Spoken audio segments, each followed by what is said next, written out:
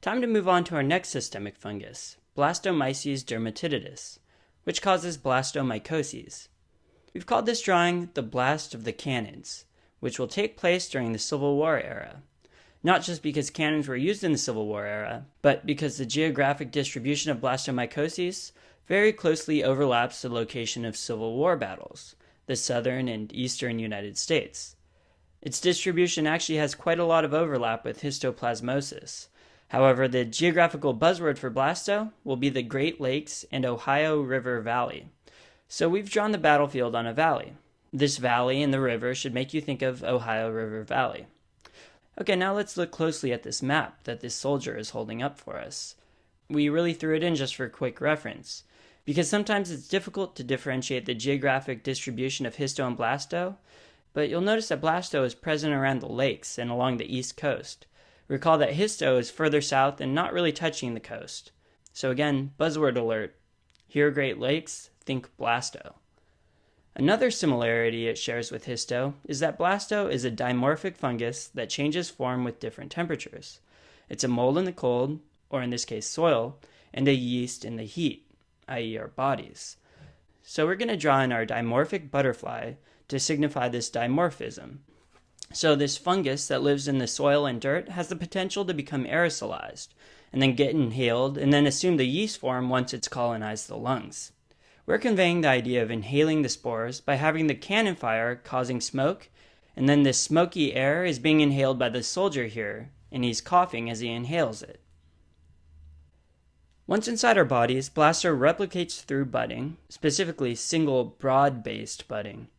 To symbolize this broad-based budding, we've drawn some newly designed cannonballs that are fused together in pairs.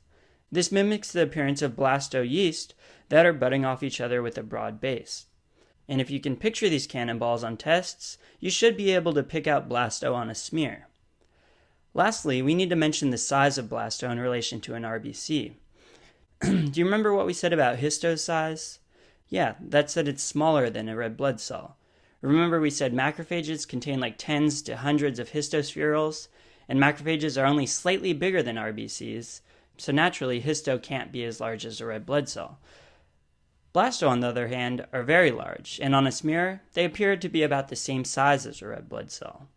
Now that we've drawn a parallel between blasto and these cannonballs, let's see what these cannonballs are doing.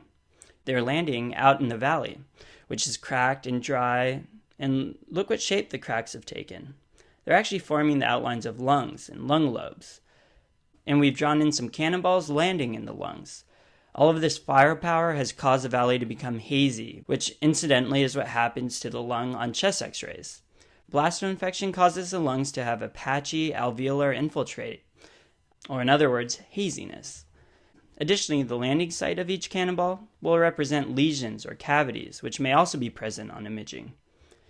This pneumonia can be acute or chronic, and is considered a local lung infection. But this infection can spread to other organs, especially in the immunocompromised. Hence, this is why blasto is known as a systemic fungus. But realize that the majority of infections are actually subclinical or asymptomatic. Now we're adding a statue of Robert E. Lee, which of course can help remind you that blasto occurs in southern United States, and not just around the Great Lakes. But we also have him here to demonstrate the symptoms of systemic infection. And I just said that we really only see these systemic effects in the immunocompromised. So let's add our symbol for the immunocompromised state and have General Lee holding a cane. Secondly, you'll notice that there are chunks of him missing. These little craters will represent the disseminated infection. Dissemination of blasto from the lungs is most likely to occur in the skin and the bone. So now notice that the statue has several ulcerating craters. Furthermore, you can see this iron rod in his leg is exposed, which is meant to symbolize bone involvement or osteomyelitis, a possibility of chronic blasto infection. I think this is a great way to remember blasto symptoms, because if you think about this statue's body getting nailed by shrapnel, it really should sink in that naturally it damages the skin and bones.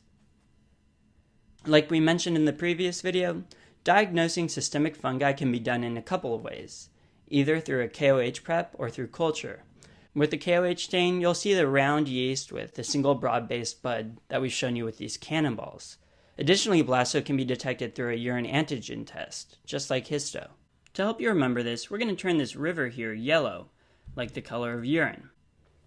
And lastly, treating Blasto is also similar to treating histo.